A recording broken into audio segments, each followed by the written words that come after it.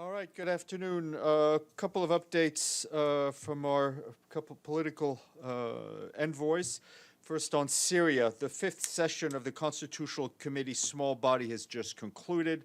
Special Envoy Geir Pedersen just said that he has spoken frankly to the committee today at the end of his session and that the current mode of working is not effective. He notes that the co-chairs nominated by the SNC submitted proposals on the working methods and that these had been rejected by the co-chairs nominated by the Government of Syria. He also noted that he had submitted proposals as facilitator and these had also been rejected by the co-chairs nominated by the Government of Syria and accepted by the co-chairs nominated by the SNC. Mr. Pedersen believes that what has transpired in the week only underscores that the current mode of working needs to change. And I think a transcript is being prepared by our colleagues in Geneva of his remarks. Merci. Turning to Libya, the Libyan Political Dialogue Forum will convene in Switzerland next week from the 1st to the 5th of February. The session will be facilitated by the acting special representative of the Secretary General, head of mission, Stephanie Williams. The forum is expected to vote on the positions of a three-member presidency council, and the Prime Minister is in accordance with the roadmap adopted by the forum in Tunis in mid-November. This new interim unified executive authority will be primarily tasked to lead Libya to national elections set for December 24th, 2021, and to reunify state institutions. A verification committee composed of three members of the Political Dialogue Forum will verify the candidacy submitted for the executive authority in accordance with the new relevant requirements. That committee will then compile the final list of candidates for the Presidency Council for each region and for the post of Prime Minister. Turning to the Central African Republic, in the past 2 months, over 200,000 people have fled violence and insecurity in that country. More than 90,000 of these people have sought refuge in the Democratic Republic of the Congo. Another 13,000 have crossed the border into Chad, Cameroon, and the Republic of Congo. The others are displaced within the Central African Republic. The UN Refugee Agency warns that tens of thousands of people are facing dire conditions and they are calling for more support for assistance to the displaced people and refugees. And the UN mission in Mali tells us they're continuing to support capacity building for the country's national armed forces. Earlier this week, 38 members of a battalion of the reconstituted Malian army deployed in Timbuktu have now completed a 5-week training course. Trainees were able to improve capacities in several operational areas, including reaction to explosive devices. They followed training modules with instructors from the UN mission's Ivoirian contingent. Due to the pandemic, training is being done in groups and will be offered to 130 members of the Malian army over the next 5 months. And today, the International Organization for Migration announced its 2021 crisis response plans. IOM says that it aims to assist an estimated 50 million people around the world who've been displaced or impacted by crises. This will require $3 billion. The head of the IOM, Antonio Vitorino, said that COVID-19 has tragically increased the suffering and insecurity facing hundreds of millions of people around the world. They also called on the international community to step up their efforts by supporting the organization's 2021 crisis response plans. And you saw that yesterday on Myanmar, we issued a statement in which the Secretary General said he's following recent developments in this country with great concern. He urges all to desist from any form of incitement or provocation, to demonstrate leadership and to adhere to democratic norms and respect the outcome of the November 8th general election. All electoral disputes should be resolved through established legal mechanisms, he said. He also reaffirmed the support of the United Nations to the people and government of Myanmar in their pursuit of peace, inclusive sustainable development, humanitarian action, human rights, and the rule of law. We also issued a statement yesterday afternoon in which the Secretary General welcomed the announcement by the U.S. administration to restore funding to the UN Population Fund. The decision will transform and save women's and girls' lives across the world from the most pressing humanitarian emergencies to the most remote and hard-to-reach communities and everywhere in between. That statement was shared with you, and also you will have seen The exciting photos and video of the Secretary General getting his first dose of the COVID-19 vaccine yesterday. He received it at the Adlai Stevenson High School in the Bronx. Afterwards, he expressed his gratitude to the city of New York and the wonderful staff at the vaccination center. The Secretary General underscored how important it is for everyone everywhere to be vaccinated, and he appealed for all to be vaccinated as soon as they can. He thanked the city for including the United Nations and UN diplomats in their vaccination program. And he received the Moderna vaccine, as I recall. Also on COVID, just want to flag the United Nations and the Canadian Institutes of Health and Research are hosting an online discussion on how to prioritize scientific research to recover more equitably from the pandemic. The Deputy Secretary General, Mina Mohammed, spoke at the event, which is underway. The dialogue is bringing together more than 100 participants from 60 countries. They include representatives from research funders around the world who are responsible for more than $100 billion annually in global research investments. Today's event is based at the Today's event is based on the UN research roadmap for the COVID-19 recovery.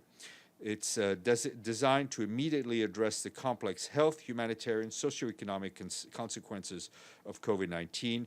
It also calls on boosting speedy recovery efforts and encouraging targeted research for data-driven responses that focus particularly on the need of people being left behind. Answers to a couple of questions that were raised outside of this room. One on Venezuela about the detention since January 12th of 5 members of the NGO Azul Positivo. Well, I can tell you that we are deeply concerned about the detention of the 5 humanitarian workers from the Venezuelan NGO Azul Positivo. We're following up with the authorities and have requested their immediate release. Azul Positivo is an important partner of the United Nations, including UNAIDS, which has also called for their release, and also calling for the return of the essential equipment seized at the time of the arrest. We urge the Venezuelan authorities to facilitate the space for humanitarian action and ensure the protection of aid workers, including for civil society organizations. The Office of the High Commissioner for Human Rights also expressed concern, recalling that a free, diverse, and active civil society is crucial for any democracy and must be protected. People must not be targeted for performing legitimate work, including humanitarian assistance. And I was asked about the meeting earlier this week between the Secretary General and the permanent representative of Cuba, Ambassador Pedroso Cuesta, which took place on 26 January. I can tell you that they discussed the inclusion of Cuba on the U.S. State Department's list of state sponsors of terrorism. The Secretary General expressed his disagreement and hoped that the new U.S. administration would consider rescinding the listing. Today is the last day of the Tunisian presidency, the Security Council. This afternoon, 3 p.m., the Council is expected to hold an open video meeting to announce the outcomes of the vote on the mandate and renewal of the UN peacekeeping force in Cyprus. Following the adoption of the resolution, Ambassador Andreas Mavroyiannis will hold an in-person stakeout. And on Monday at 1 p.m., we have the next Council President, that's the new UK Permanent Representative, Barbara Woodward. She will be in this room at 1 p.m. to brief you on the program of work for February. The briefing will be hybrid, so she will be here, some of you will be here, and others will join by phone. And I almost forgot the best news. Since we last briefed, Malta, Mongolia, and Sweden have all paid their regular budget dues in full. So we thank our friends in Valletta, Ulaanbaatar, and Stockholm. I still know my capitals. It brings us up to 23. Okay, James, I could tell you would have won had we had a contest, so you get the first question. Okay. The situation with the UN Tech Envoy, please. Can you tell us when did the Office of Internal Oversight start its investigations into Mr. Fabrizio Hochschild? No, I can't, but I guess I can't speak on their behalf. Well, I'm told it was last year, and the Secretary General said he only knew about it a few days ago, so there seems to be a problem here. No, the Secretary General was informed on, what day is today? Friday? He was informed on Wednesday, which is the 27th, is that correct? He was informed on the 27th of these investigations, and he took the action that he felt was necessary. But this investigation, I'm told, started at the end of last year. Was, if the Secretary General wasn't informed, was the Deputy Secretary General or anyone else in the Secretary General's office informed? Because it seems most unusual that you start an internal investigation into someone who is of Under Secretary General level, and that no one in the Secretary General's office is notified. There seems to be a problem if that is the case. I think there is and again, I don't want to speak on behalf of OIOS, but they have procedures in place where they receive complaints, and I think until they reach a point where part of the investigation has been done, or they've interviewed X number of people, then the information flows upward. But neither the Secretary General, nor the Deputy Secretary General, nor the Chef de Cabinet, or anyone else that I'm aware of, was aware that a formal investigation was underway. And one final question on this issue. It seems from speaking to people that Mr. Hochschild was, while he was running UN 75, was sort of given the job to set up this Tech Envoy's job. He was sort of engineering the post that then he was given. Is that correct? And also, what seems unusual as well is that in his office, he had one employee apparently funded by Microsoft. That seems a strange arrangement for someone who is then going to become what is supposed to be a neutral tech envoy. He was designated with the task of of leading the UN 75. This idea of having a tech envoy is something that had been in the works for some time. I don't know about the funding of staff in his office. If I can find out, I will let you know. I have more, but I'll come back. Thank you so much. Edie, and then...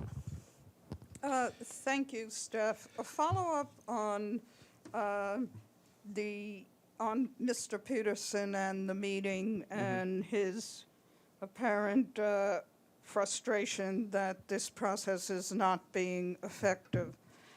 Does the Secretary General believe, or is he concerned that since this blockage is from the Syrian government side, that they are trying to stall until after upcoming elections? Look, I think you two things. First, Mr. Pedersen's frustration, I think, is palpable through the words I was asked to convey. The full transcript of his remarks to the press will be shared. As for the motivation of one side or another, those are questions best asked the various sides. Celia. Steph, to go back to Central African Republic, did you say 200,000 people have fled? Yes. Okay, so that's a lot. And that's a lot of people. I mean, but this is... since when? And what is the mission doing to stop that violence? It seems incredible. And they're going to seek refuge in countries which are like... No, I mean, I think this underscores a couple of things. First,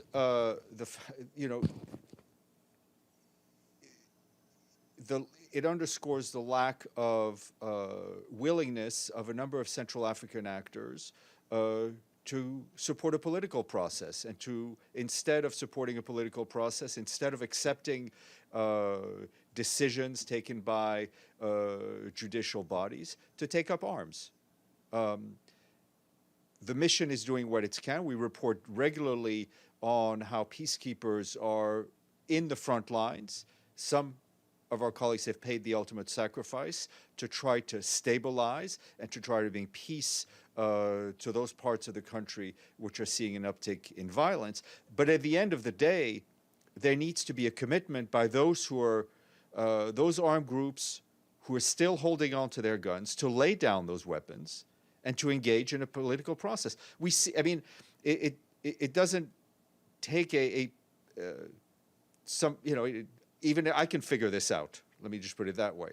The violence and the lack of support for the political process leads directly to 200,000 people, men, women, and children, fleeing for their lives and seeking refuge in countries that are themselves in crisis. And we also need to note the hospitality of the population of the Democratic Republic of the Congo, of Chad, of other places.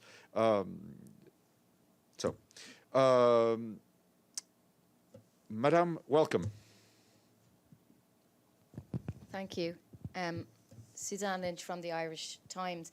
I just have a question about China and the new US Secretary of State, Tony Blinken, said that he agrees with the determination by the previous US administration that China's actions against the Uyghur people constitutes genocide.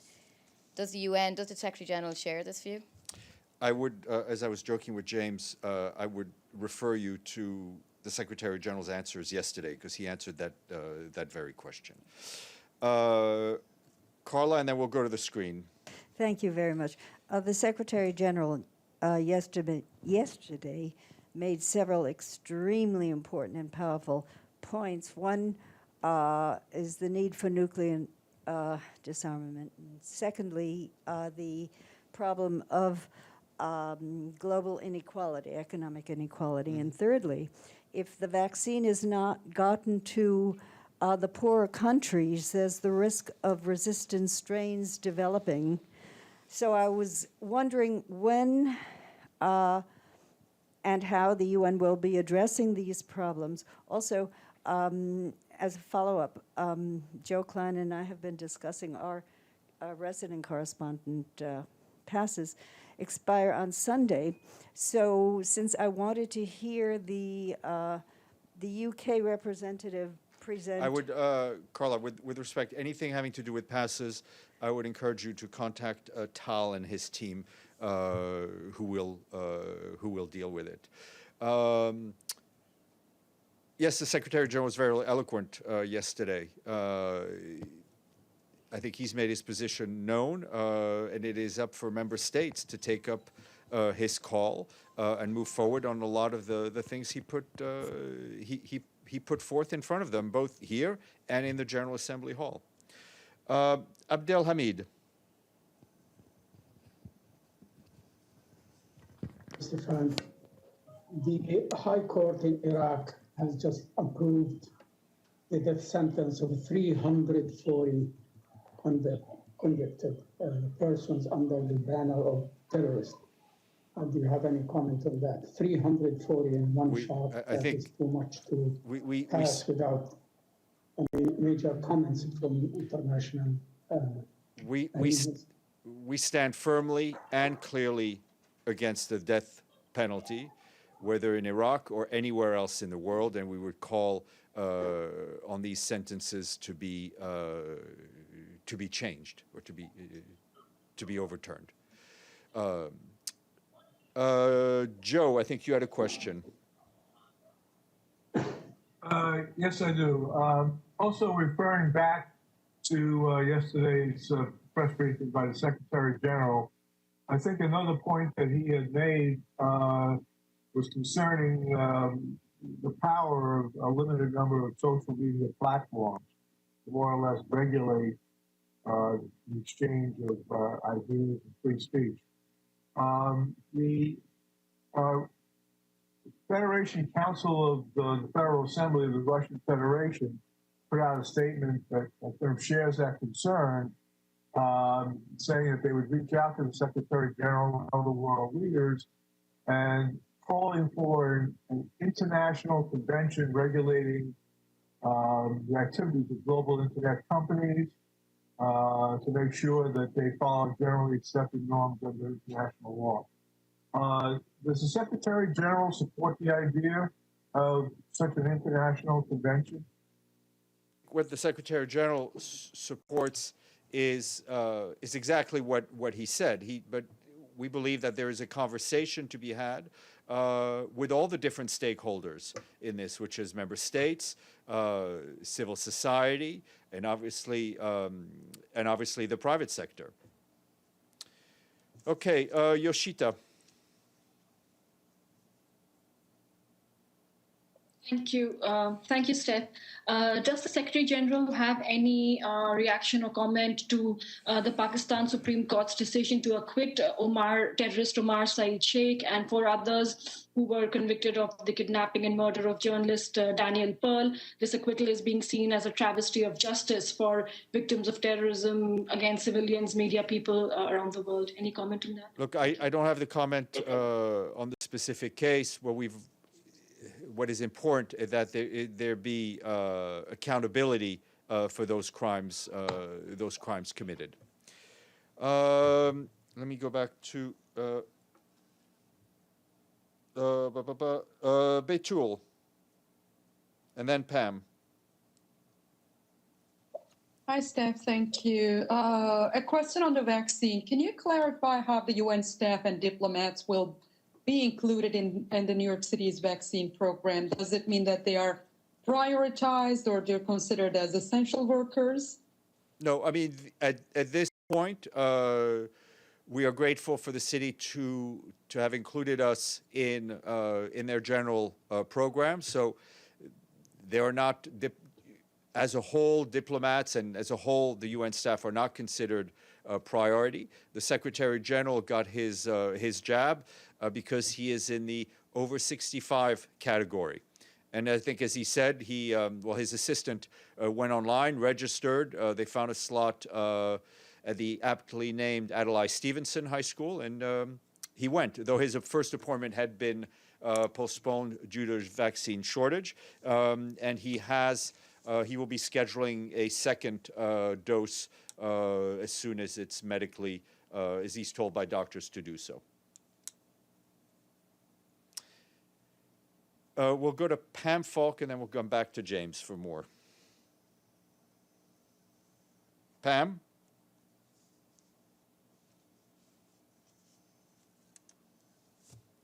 Pam Falk? Okay, James, you go ahead while Pam gets online.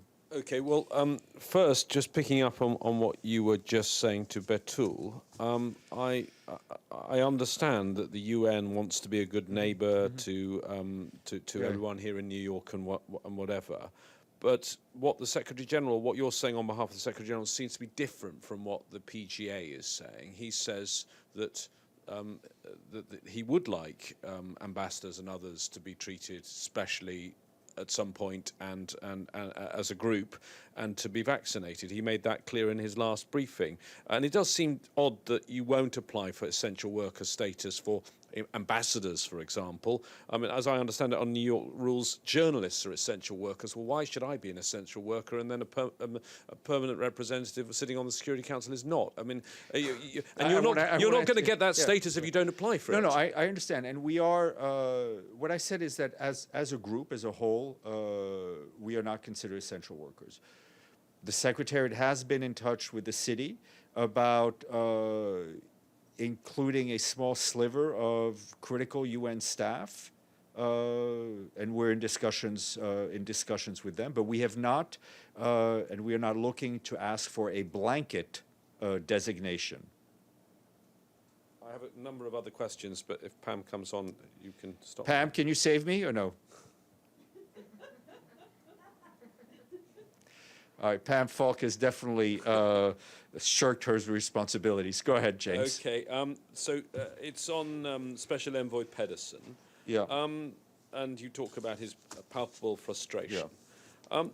Do you think it now, with hindsight, it has been a mistake? And I assume the Secretary General give us the overall strategy, because it's been a strategy under Special Envoy de Mistura and under Special Envoy Pedersen, putting all the eggs in the Constitutional Committee basket. I mean, this is the Special Envoy to come up with peace in Syria, not to draw a constitution in Syria. There are lots of other issues that needed focusing on. For example, not a single detainee has been released from Assad's jails. Yeah, I mean, listen, I think Mr. Pedersen and his team have been able to focus on more than one issues as the UN as a whole. I think it was felt that the Constitutional Committee was a wedge issue in a sense, in a positive sense, where we could move forward. Obviously, this round, as far as I can tell from Mr. Pedersen, did not end in the way that he wished it to be. He will report back to the Security Council next week, the week after next, on the 9th, and I think we'll give a clear picture on the road forward. Our other big focus has been on the humanitarian situation and dealing with difficult winter conditions, with the closure of 2 of the cross-border points, and we've continued to engage with the government of Syria and other member states on that. So we are working on different platforms. I've no doubt there are also discussions going on the detainees. You know, part of it also, and I would say a large part of it, depends on the will of the parties that are directly engaged in this issue, and those member states who have an influence on the parties. And I think, you know, I would go back to what the Secretary General said yesterday about the Syrian political actors following the example of the Libyan actors who have really kind of banded together and moved forward. Sorry, there is rather a big difference. Gaddafi is dead. Assad is still in power. Iftikhar.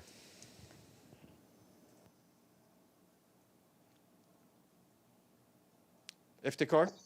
Thank you, Steph. Thank you, Steph. You gave us updates on the situation in Syria and Libya, but do you have something on Myanmar? Because the Secretary General issued a statement of concern, and there are rumors flying around about the possibility of a military coup there. Well, I mean, I can't speak to rumors, but I think the update I gave you is in the statement. We're obviously following the political situation, the political climate, with great interest. And the Secretary General felt it was a good moment to speak up, and I think other parties have as well. Secondly, one more. Yep. The UN rights experts last week issued a statement calling on government of Sri Lanka not to cremate the bodies of victims of coronavirus. Does the Secretary General agree with this statement? Listen, I don't know. The point is we have the experts who spoke. I don't know enough about the practice, but I think it is important you could respect both health requirements and cultural and religious requirements at the same time. Okay, on that note, all right, Brendan, get ready because I'm about to jettison, but I'll take one more from... Well, it's just a point of clarification, actually, about something that the Secretary-General said yesterday, and I did follow up with your office and also with UNSMIL. The Secretary-General talked about the deadline for foreign fighters leaving has passed, and then he said there was another deadline, or there would be another deadline. Right. Do we know when that second deadline is? I don't right now on this podium. It doesn't mean that others in this building do know, so we will try to get that information. All right.